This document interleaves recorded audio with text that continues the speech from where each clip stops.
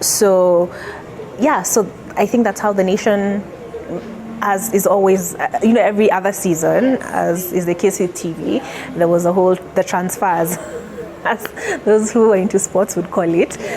So they needed new talent. So they saw the videos we posted up on YouTube. I guess they liked what they saw, so they approached me.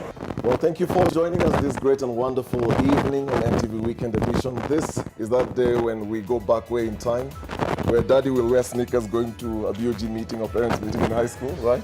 Yeah.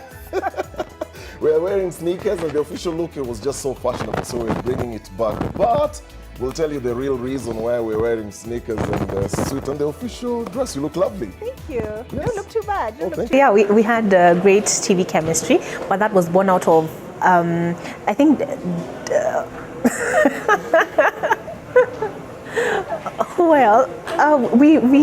we just formed a bond with Dennis because he was doing mainly investigative. So I was new to TV completely. And then he had been doing investigative features and they needed him to step in to the anchoring role, as I said, after the transfers. So it was just born out of developing a friendship. He's a very easygoing guy. If you interact with him yourself, he's not snooty. He'd done anchoring before at KISS, so he was also helping me learn the ropes. So it was just a good friendship, I think. I think that's why it looked like there was chemistry, because there was actually a friendship behind it. We were not clicking at each other like behind the scenes or anything. But it was just, and then that whole encouraging, like he really encouraged me, gave me pointers, maybe you need to strengthen this, slow down, because I would really go really fast and my heart would pump so hard when we're reading news. So he was, for me, my rock at the time on air. So he gave me that stability.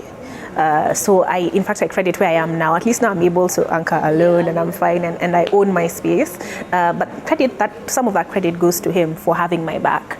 Even when you're on TV, people are seeing you. They're not seeing... Not the crew behind. Yes. And when they hear it's you, So I remember after I did it, I was very calm when I was doing it.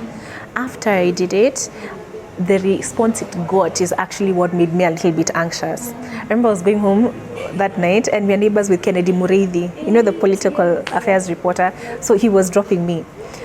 So I remember I kept telling him, unajua vile kuna joto kwenye tumbo. So I won't lie, I was very, very anxious. Someone said I was, kifua, what, no. I was anxious about the response because you realize Kenyans can be brutal. They will love you today and hate you tomorrow. Yeah, so I was very anxious. My intention was not to offend anybody. I felt like maybe we were burying our heads in the sand. So I would say for a year, I was a zombie. But then, what made the biggest difference was having a support system is so crucial. So you don't realize it at the time. But there's really nothing somebody can say. But somebody being there makes all the difference. So I would say I had a very good support system at Capital FM. Like you asked about work and all that. I was given 3 months off to go and mourn. But then, just as I told you, the minute my mom died, I informed my office. My bosses, there were 2 of them who were in the office. They left. Bernard Momanyi, Rob Gilo, they came to Ruaka. Michael Mumo was in the States. There were only 3 of them who were managing the desk. The fact that they left whatever they were doing to come, there was nobody to come and see, whatever else stopped, they left it in somebody else's hands, to come and see me. And every single meeting, they came. I remember at the time, my colleague Judy Kaberia lost her dad. Actually that Wednesday when my mom passed her dad had passed on Monday. So we had 2 losses in the newsroom. And then I think like on Friday, Ses Mutungi lost her dad. So they would, like, for every meeting for everyone, at least for the newsroom, if Momanyi was at Judy's function, Gilo was at my function. Eric Lati, Flora Walubengo, I had worked with them. They had left Capital at that time, they came. And that's in addition to the support I had from my family. Like I mentioned, growing up with my cousins, so I was close to my aunts. They're like second moms to me, you know. So for me, you're asking about dealing with grief. I could not have done it without that support system, both at work and you know, that's the time you realize how important relationships are, and who your true friends are. And even from State House, I mean, because at the time I was part of the presidential corps. So I remember Manoa at night when he found out my mom passed, he came.